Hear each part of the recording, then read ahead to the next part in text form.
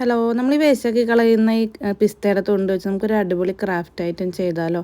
അപ്പോൾ അതിനായിട്ട് ഞാൻ ഹാർട്ടിൻ്റെ ഷേപ്പിലൊരു പേപ്പറിൽ കട്ട് ചെയ്തെടുത്തിട്ടുണ്ട്. അത് എന്നിട്ട് ഞാൻ കാർഡ്ബോർഡിലോട്ട് വരയ്ക്കുന്നുണ്ട്.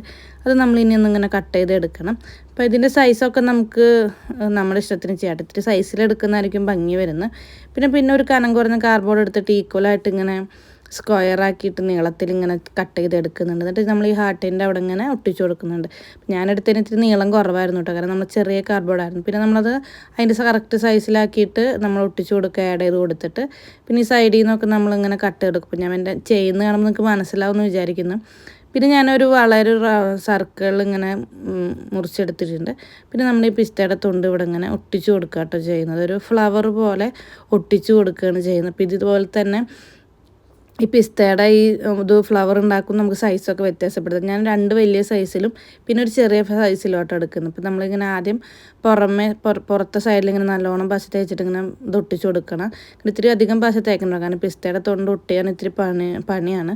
ഇത് നമ്മുടെ ഗ്ലൂ ഗൺ ഉപയോഗിച്ചാൽ പെട്ടെന്ന് ഒട്ടും, പക്ഷേ എനിക്ക് എന്തോ അത് ഇഷ്ടമല്ല കേട്ടോ. എനിക്ക് അതെന്തോ ഉപയോഗിക്കുമ്പോൾ അത്ര തൃപ്തി വരാറില്ല. അപ്പോൾ ഞാൻ ഇങ്ങനെ ഒട്ടിക്കുന്നത്. പിന്നെ അതിൻ്റെ ഉള്ളിൽ അതുപോലെ തന്നെ ഒട്ടിക്കുക, അങ്ങനെ കറക്റ്റായിട്ടൊരു സർക്കിൾ പോലെ ആയിട്ട് എടുക്കുക.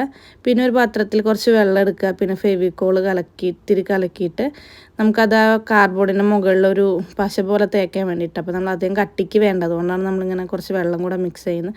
പിന്നെ അതിൻ്റെ മുകളിൽ നമ്മൾ കുറച്ച് ആ ഒരു മിക്സ് തേച്ചിട്ട് നമുക്ക് ടിഷ്യൂ പേപ്പർ ഇങ്ങനെ അതൊരു ടെക്സ്ചർ കിട്ടാൻ വേണ്ടിയിട്ടാണ് ചെയ്യും. പിന്നെ നമ്മളത് ഉണക്കിയെടുത്തതിന് ശേഷം കളർ ചെയ്യാണ്.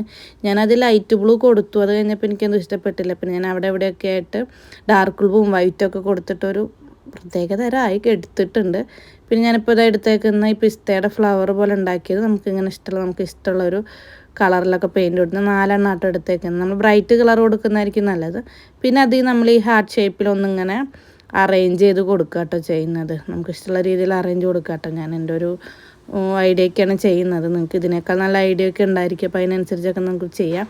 ഞാനതിങ്ങനെ അറേഞ്ച് ചെയ്ത് കൊടുത്തിട്ടുണ്ട്. പിന്നെ കുറച്ച് ഇലയുടെ ഇപ്പോൾ പൂവായില്ല, കുറച്ച് ഇലയും കൂടെ ചെയ്യാമെന്ന് വിചാരിച്ചിട്ട് ഞാൻ പിസ്തേമ ഒരു ഗ്രീൻ കളർ പെയിൻറ്റ് ചെയ്തിട്ട് ഇങ്ങനെ ഇല പോലെ നമ്മൾ ഒട്ടിച്ചു കൊടുക്കട്ടോ ചെയ്യുന്നത്. ഇതെല്ലാം ഞാൻ ഈ ഫെവിക്കോളിൽ തന്നെയാട്ടോ ചെയ്യുന്നത്. പിന്നെ അതുമ്പോൾ ഞാനൊരു വെൽക്കം എന്നിങ്ങനെ എഴുതുന്നുണ്ട്, ബ്ലാക്കിൽ എഴുതിയിട്ട് അതുമ്പോൾ കൂടെ ഒരു ഗോൾഡൻ ടച്ചും കൂടെ കൊടുത്തിട്ടുണ്ട്. എന്നിട്ട് അതാണ് ഫൈനലായിട്ട് വരുന്നത്. ഇങ്ങനെയാണ് കേട്ടോ. എങ്ങനെയുണ്ടെന്നൊന്നും പറയണേ. ഇഷ്ടപ്പെട്ട പേജ് ഫോളോ ചെയ്യാനും ലൈക്ക് ചെയ്യാനും കമൻറ്റ് ചെയ്യാനും മറക്കല്ലേ. താങ്ക്